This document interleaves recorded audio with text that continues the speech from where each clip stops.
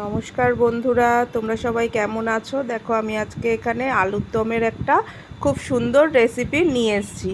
তো তার জন্য দেখো পেঁয়াজ, টমেটো, ক্যাপসিকাম, ধনেপাতা, মশলা নিয়ে নিয়েছি। ফোড়নের জন্য নিয়েছি শুকনো লঙ্কা, তেজপাতা, আর দেখো আলুও এখানে কাটা আছে। তো চলো গ্যাস জ্বালিয়ে দিলাম, কড়াইও বসিয়ে দিয়েছি। এবার তেল দিয়ে নিলাম। তেলটা গরম হচ্ছে, তেলটা গরম হওয়ার পর সব দেব আস্তে আস্তে।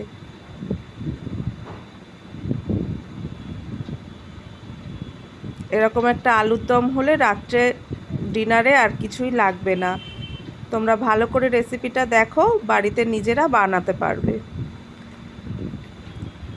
হয়ে এসছে এখানে গরম তেল আমার, যাতে মশলা না ছিটায় তার জন্য একটু হলুদ দিয়ে নিলাম আগে।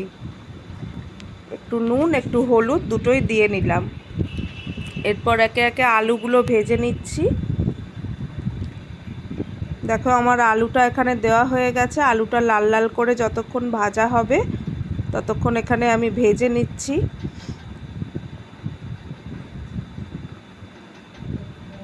তো আলু আমার এখানে ভাজা হয়ে যাওয়ার পর আমি তুলে নিচ্ছি।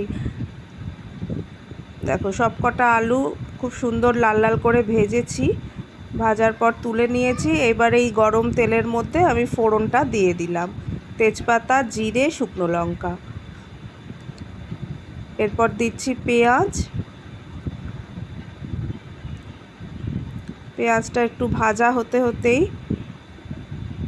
দিয়ে দেব এখানে ক্যাপসিকামটা।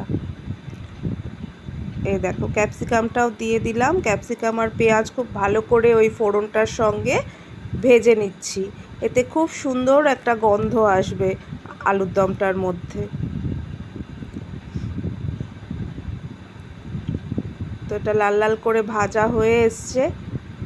এরপর এখানে আমি আদা রসুনের পেস্ট দিলাম। আদা রসুনের পেস্টটা দেওয়ার পরে আর একটু ভাজা হচ্ছে এটা মশলাটা। এই অবস্থায় আমি কিছু শুকনো মশলা অ্যাড করছি। তো প্রথমেই নুন দিয়ে দিলাম, তারপর ঝালটা দিচ্ছি লঙ্কার গুঁড়ো, যে যেমন খাও সেরকমই দিয়ে নিও, আর হলুদটা দিলাম, আর একটু রং হওয়ার জন্য কালার লঙ্কাও অ্যাড করলাম। তো এই সমস্ত মশলাটা ভাজা হচ্ছে দেখো। এরপরে আমি টমেটো কুচানো ছিল সেটাও দিয়ে দিলাম। টমেটোর রসটায় ওই মশলাটা একসঙ্গে আর একটু আমি ভেজে নিচ্ছি।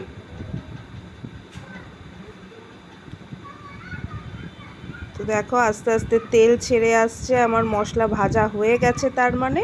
এরপর আমি আলুটাও দিয়ে দিলাম। ভাজা আলুগুলো এই মশলাটার সঙ্গে একসঙ্গে মিশিয়ে নিচ্ছি। দেখো কি সুন্দর দেখতে লাগছে।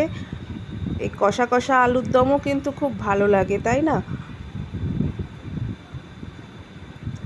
তো কষা করলে চলবে না, একটু গ্রেভি রাখতেই হবে, কেননা রাতের ডিনারে আমাদের সবাই রুটি খায়।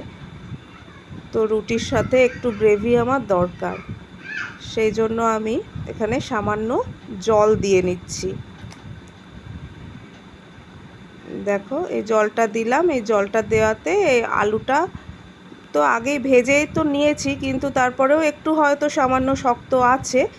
তো এই জলটা দিয়েছি, এতে জলটা ফোটার সাথে সাথে আমার আলুটা যতটুকু শক্ত আছে পুরোটাই সিদ্ধ হয়ে যাবে, আর আমার রান্নাটাও কমপ্লিট হয়ে যাবে। দেখতেই কত ভালো লাগছে, লাল লাল আলুর ঝোল। এই পর্যায়ে একটু ঢেকে দিলাম।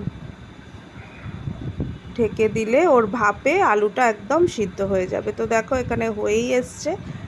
আর লাস্ট আছে হচ্ছে উপকরণ, যেটা হচ্ছে ধনেপাতা। দেখো আলুগুলো সব গলে গেছে আমার, সিদ্ধই হয়ে গেছে সব। আলুর দম পুরো কমপ্লিট। এই পর্যায়ে আমি ধনেপাতা দিয়ে দিলাম। ধনেপাতাটা না আমার খুব প্রিয় একটা জিনিস, যেটা বলতে পারো আমার সব রান্নাতে দিতে আমার খুব ভালো লাগে। এর গন্ধটাই আমার এত ভালো লাগে যে মনে হয় আমি যাই রান্না করি তাতেই একটু ধনেপাতা ছড়িয়ে দিই।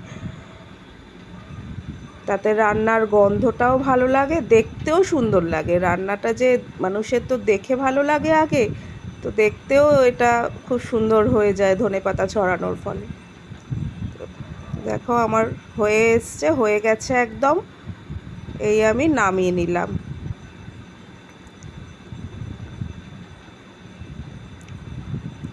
একদম গরম গরম ধোঁয়া ওঠা আলুর দম হয়ে গেছে আমার। তোমাদের সবাইকে দেখালাম আমার এই রেসিপিটা। এটা হলে রাত্রে লুচি, পরোটা, রুটি সব কিছুর সাথে একদম ডিনারটা জমে যাবে।